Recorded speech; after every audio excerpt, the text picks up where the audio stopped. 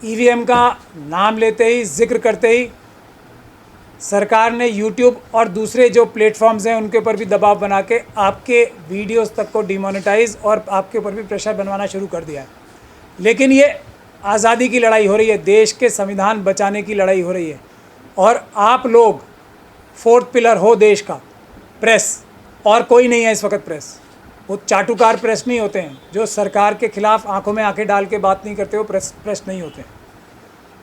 तो मैं आज जो ये प्रेस कॉन्फ्रेंस बुलाई है, एक सब तो आप लोगों ने भी, सब ने जो मुझे अच्छा समझते थे मेरी क्रिटिसिज्म की थी कि प्राचा जी खुद बाकी लोगों की तरह ईवीएम से चुनाव लड़ने पहुंच गए, अब वो ईवीएम से बटन दबा के ही वोट मांगेंगे। तो मैं आज वो सबके सामने पहला तो वो राज खोलना चाहता हूं, और आज मैंने करके फिर ये राज खोला है, क्योंकि अगर मैं ये बात पहले बता देता कि ईवीएम के खिलाफ मुहिम में पॉलिटिकल पार्टीज़ ने सड़क पे आने में हमारा साथ नहीं दिया, वरना ईवीएम पहले ही रुक जाती। मैं आपको पूरे दावे के साथ ये बात कह रहा हूँ। पॉलिटिकल पार्टीज़ ने हमारा समर्थन तो किया, लेकिन सड़क पे आने को तैयार नहीं हुई, और उसकी वजह से ये जो दमनकारी एक सिस्टम और निज़ाम बना हुआ है आरएसएस और बीजेपी का, जिसने सभी संस्थानों पे दबाव बना रखा है, वो दबाव उनका चलता रहा, और ईवीएम जो कि पूरी तरीके से गैर कानूनी है, उसके माध्यम से ही चुनाव होते रहे। तो आज हम वो सब रास फाश करने वाले हैं। तो पहला तो मैं आपको ये बता दूं कि जो ये इलेक्शन लड़ने की एक रीज़न था, आज मैं फिर रिपीट कर रहा हूं, ये था, हम सब लोगों ने ये तय किया था कि हम एक ऐसी सीट चुनेंगे जिससे कोई भी अपोजिशन पार्टीज़ का नुकसान ना हो, जिससे एक ऐसी सीट जो भारतीय जनता पार्टी ईवीएम के ज़रिए से और पुलिस प्रशासन को गलत तरीके से इस्तेमाल करके, क्राइम करके, लोगों को, कमज़ोर वर्गों को, एससी और शेड्यूल कास्ट कम्युनिटी के और माइनॉरिटी कम्युनिटी के घरों से नहीं निकलने दे के, वोट परसेंटेज कम करा के उनकी चुनाव जीत लेती है। रामपुर उत्तर प्रदेश की एक ऐसी सीट इसीलिए चुनी गई थी कि वहाँ पे कोई गठबंधन का या किसी अपोजिशन पार्टी का कोई नुकसान नहीं हो सकता, हो ही नहीं सकता, क्योंकि वो ऑटोमेटिकली सीट 2 बार से हम लोग हार रहे थे, बीजेपी जीत रही थी। हमने ये भी गुजारिश की थी कि ये हारी हुई सीट जो इस बार भी हारने के पूरे उम्मीद है, क्यों? क्योंकि मेरे जैसा कैंडिडेट वहाँ कोई है ही नहीं। क्योंकि समाजवादी पार्टी और दूसरी अपोजिशन पार्टीज़ को पुलिस उनके वर्कर्स को कैंपेन करने के लिए घरों से बाहर नहीं निकलने देती। तो इस हालात में कोई भी व्यक्ति अगर पब्लिक वोट भी देना चाहे तो पब्लिक को वोट देने के लिए घर से बाहर नहीं निकलने देती पुलिस।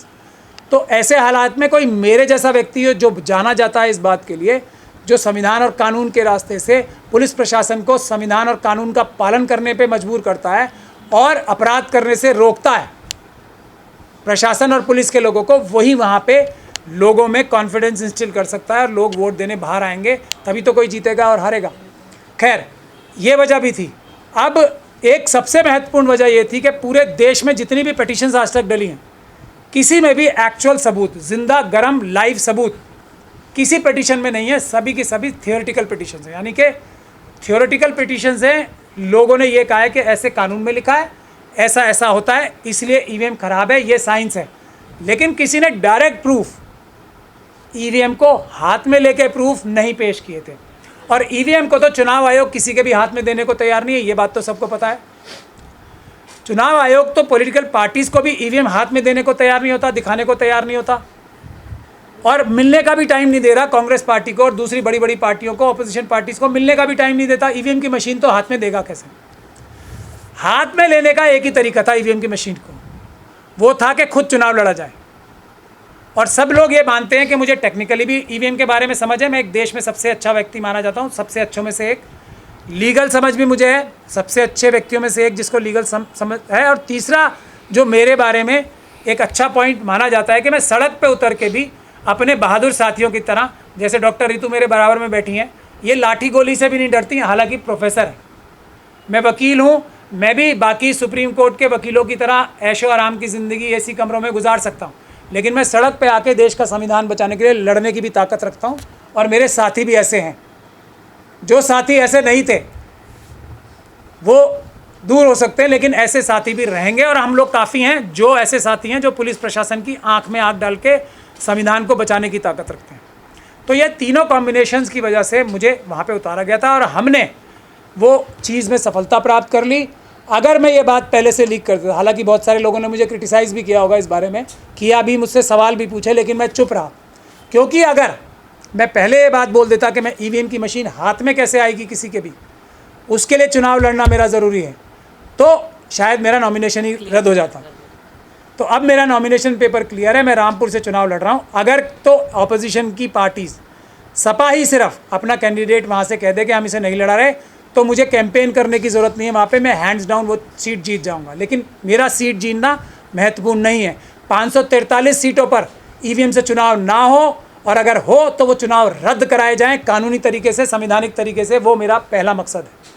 उसके लिए मैं आपके सामने यहाँ बैठा हूँ। हमने अपनी पहली पिटीशन, आप सब लोगों ने देख लिया होगा, सुप्रीम कोर्ट में डाल दिया इंटरवेंशन करके, ये कह के कि वीवीपैट, जो सुब्रमण्यम स्वामी की जजमेंट है ना, वीवीपैट, कि वीवीपैट से वोट गिने जाने चाहिए।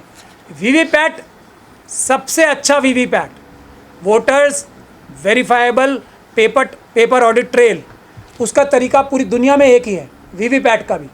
ये नहीं है कि मशीनों के ज़रिए आप वोट लो, मशीनों के ज़रिए से वोट दिलवाओ, क्योंकि मशीन के अंदर क्या हो रहा है नंगी आंखों को नज़र नहीं आता। तो एक ही voters verifiable paper audit trail का एक ही तरीका है जो सबसे सेफ है, वो क्या है? Paper ballot.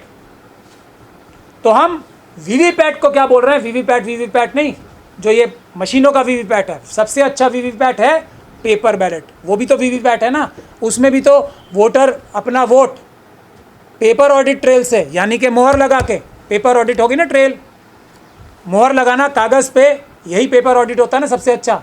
वो नहीं होता ना कि अभी हमने बटन दबाया यहाँ पे, एक मशीन में बटन दबाया, दूसरी मशीन में रिकॉर्ड हुए वोट्स, और तीसरी मशीन जो वीवीपैट है उससे पर्ची निकल के आएगी। अब या तो वो पर्ची आप एक काले शीशे में से देखेंगे, और या पहले साफ नज़र आती थी, छुपाने का काम क्यों किया? ताकि फ्रॉड कर पाए कोई। अब ये काले शीशे की जगह ट्रांसपेरेंट शीशा भी लगा दिया जाए तो 5 सेकंड में क्या होगा, वो चिपकी रहेगी। वो सब हमने पूरा एक्सपोज किया है इलेक्शन कमीशन की मशीन को, वीवीपैट को। चौथी बात, जो लोग साथी हमारे ये कह रहे हैं कि पेपर ऑडिट ट्रेल हाथ में लेके बॉक्स में डालें, हाथ में लेके बॉक्स में डालें, तो उसके लिए मेरे पास 2 आर्ग्यूमेंट है। इस ट्रैप में भी हमें नहीं फंसना चाहिए। पहली बात ये, हाथ में लेके अगर बॉक्स में ही डालना है तो ये मशीनों का झंझाल, हज़ारों करोड़ की, करीब 1 लाख की तो मशीनें बन जाती है ना एक सेट, 3 मशीनों का सेट ही 1 लाख में बनता होगा या 50,000 में बनता होगा।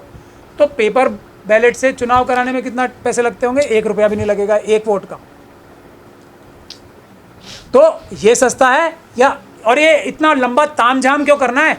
एक मोहर, जो इंसिडेंटली मेरा चुनाव का निशान भी है, वही हमने चुना कि वोट और पेपर बैलेट से चुनाव होने का मतलब मोहर से वोट लगनी चाहिए, तो वही मेरा इंसिडेंटली वो भी है चुनाव निशान, लेकिन वो इम्पॉर्टेंट बात नहीं है। तो फिर भाई ये 3 मशीनों का जंजाल क्यों? सीधा लो पेपर बैलेट पे ठप्पा लगाओ, वो काफ़ी नहीं है। दूसरी बात ये है कि थर्मल प्रिंटिंग एक चीज़ होती है, कल मेरी यूएस में भी बात हो रही थी किसी से, ऐसी टेक्नोलॉजी आराम से आ जाती है कि जो ये ऊपर से जो नज़र आएगी थर्मल प्रिंटिंग, वो 6 घंटे 7 घंटे या 2 हफ्ते में गायब हो जाएगी। 2 हफ्ते से ज़्यादा ही टाइम लगना है ना काउंटिंग में, 2 महीने में गायब हो जाएगी। अभी तो 2 महीने ही हैं, और उसके अंदर से जो ओरिजिनल है वो निकल के बाहर आ जाएगा। भाई ये सब चक्कर में पड़ना ही क्यों है? शक और शुबे में पड़ना क्यों है? तो ये जो हाथ में लेने की लोग बात कर रहे हैं, उनसे भी मैं रिक्वेस्ट कर रहा हूँ, ज़रा अपनी साइंस और टेक्नोलॉजी के बारे में थोड़ा और जान लें, तब एक ऐसे घोड़े पे दांव लगाएं जो आपको हरवा सकता है। ये एक ट्रैप भी हो सकता है जो मोदी जी और अमित शाह जी हैं और आरएसएस बीजेपी है, कि हम लोग किसी भी तरीके से पेपर बैलेट से ध्यान हट जाए। हम कोई भी तरीका, ट्रांसपेरेंट शीशा लगा लें, उसमें फ्रॉड हो सकता है। मैंने आपको अभी बता दिया, अगर हम हाथ में पेपर वो भी लेंगे तो उसमें भी फ्रॉड हो सकता है, क्योंकि प्रिंटिंग ऐसी आएगी, वो गायब ऊपर वाली और नीचे वाली उभर के आ जाएगी सामने, तो ये भी फ्रॉड हो सकता है। इसमें भी एक ही तरीका ऐसा है, इनडेलिबल इंक जो लगती है ना यहाँ पे, वो मिटती नहीं है, कभी रगड़ रगड़ के धोनी पड़ती है, कई दिन बाद जाती है, उसी से स्टैंप लगता है, वो सालों साल तक गायब नहीं होती, मतलब 100 साल तक भी गायब नहीं होगी। और पेपर पे एक ही तरीका है वीवीपैट का, और वो ये है। अब ये सब बातें छोड़ के जो हमने केस डाला है वो सुन लीजिए। एक तो वीवीपैट सबसे अच्छा तरीका पेपर बैलेट है, और पेपर बैलेट ही कानून है देश का। ये हमने चिट्ठी इलेक्शन कमीशन को लिखी कि आप रामपुर लोकसभा चुनाव में ये मैं तभी कर सकता था जब मैं एक्चुअल इलेक्शन लड़ूँ। तो ये मेरी वजह थी, मैं आप सब लोगों को दिखा रहा हूँ, आप लोग देख लें।